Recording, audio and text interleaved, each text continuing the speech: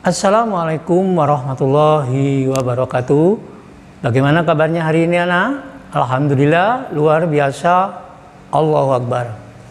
Anak-anak, pertemuan di semester 2 ini untuk PKN kita membahas yang pertama ini adalah tentang makna sila ke-1 sampai sila ke-5 di tema 5 ini.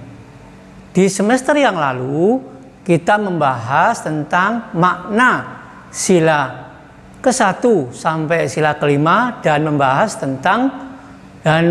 tentang lambangnya.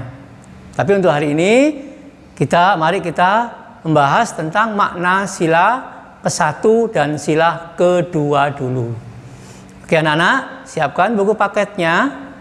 Kita buka yang pertama di halaman 37. Halaman 37. Siap? Buku paketnya disiapkan dulu. Oke, kita mulai ya. Yang pertama adalah makna sila ke-1. Makna sila ke-1. Apa bunyinya sila ke-1? Yaitu ketuhanan yang Maha Esa. Sedangkan lambangnya adalah apa? Bintang. Tapi kita nggak membahas itu ya. Kita membahas makna sila ke-1-nya dulu. Yang pertama adalah ya ini. Yang pertama, beribadah sesuai dengan keyakinan. Keyakinan apa? Keyakinan yang ia peluk.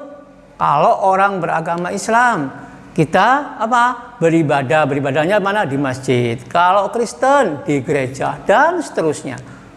Ya, menghormati keyakinan orang beragama yang lain. Kita tidak boleh untuk apa? Tidak boleh mengganggu orang lain yang sedang beribadah. Selanjutnya adalah ini. Maknanya adalah tidak mengganggu teman yang sedang melaksanakan ibadah. Ya, kalau yang pertama tadi menjalankan ibadah sesuai dengan agamanya, tetapi yang kedua ini kita tidak boleh mengganggu orang yang sedang menjalankan ibadah. Demikian juga dengan kita. Ya, kita tidak boleh diganggu orang lain pada saat beribadah. Dalam agama pun juga sudah kita jelaskan, bagimu agamamu, bagiku agamaku.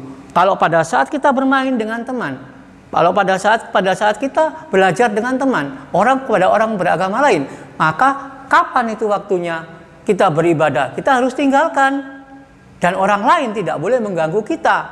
Demikian juga dengan kita, tidak boleh mengganggu orang lain yang sedang melaksanakan ibadah. Itu sudah diatur anak-anak di dalam undang-undang. Gitu ya? Oke. Selanjutnya maknanya sila ke-1 ya ini. Nih. Ya, berdoa sebelum melaksanakan sesuatu, apapun itu, kegiatan apapun itu. Yang penting kegiatan itu adalah kegiatan yang baik. Awali dengan ucapan, dengan berdoa. Kamu mau belajar, mau makan, mau berangkat ke sekolah. Itu adalah apa? Harus beribadah terlebih dahulu. Gitu ya.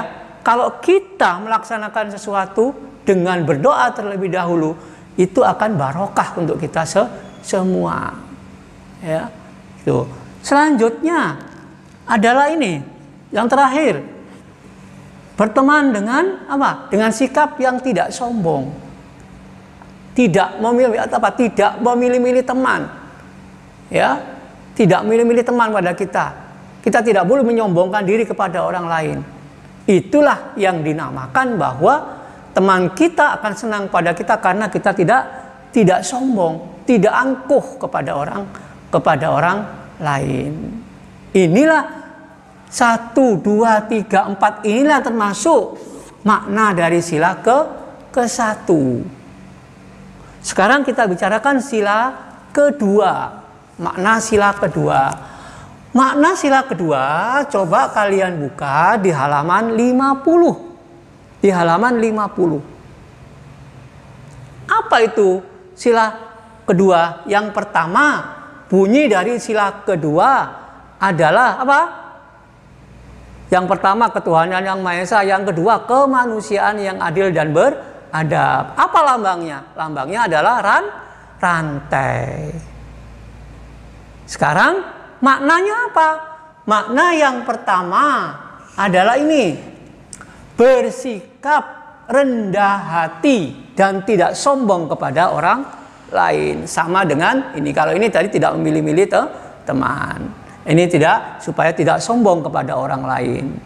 Ya, kepada siapapun itu kita dilarang untuk menyombongkan diri kepada orang lain. Kalau kita angkuh kepada orang lain, maka orang lain akan menjauhi kita. Tetapi kalau kita itu tidak berbuat sombong kepada orang lain, apa adanya, maka ini orang lain akan menyayangi kita karena kita tidak sombong, kita ada rendah diri kepada orang lain.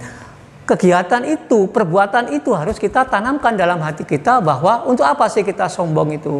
Untuk apa sih kita sombong? Tidak ada gunanya. Ya. Selanjutnya yang kedua adalah menghormati dan menyayangi guru. Ini adalah termasuk perbuatan sesuai dengan makna sila kedua, menyayangi guru. Karena guru adalah termasuk orang yang berjasa kepada kita. Orang tua kita di sekolah adalah guru. Sedangkan orang tua kita di rumah adalah ayah bunda. Mari kita sama-sama kita hormati. Ya, oke.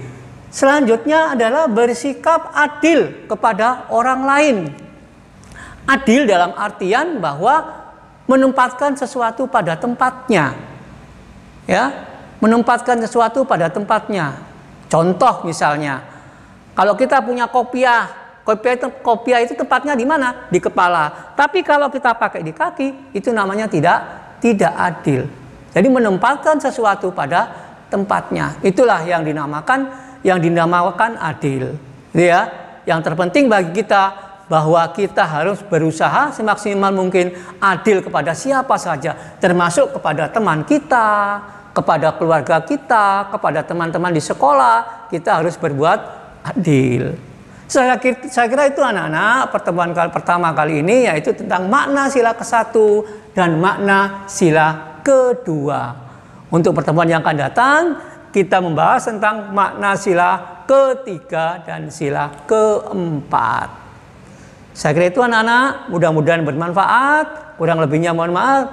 Billahi taufiq wal hidayah. Wassalamualaikum warahmatullahi wabarakatuh.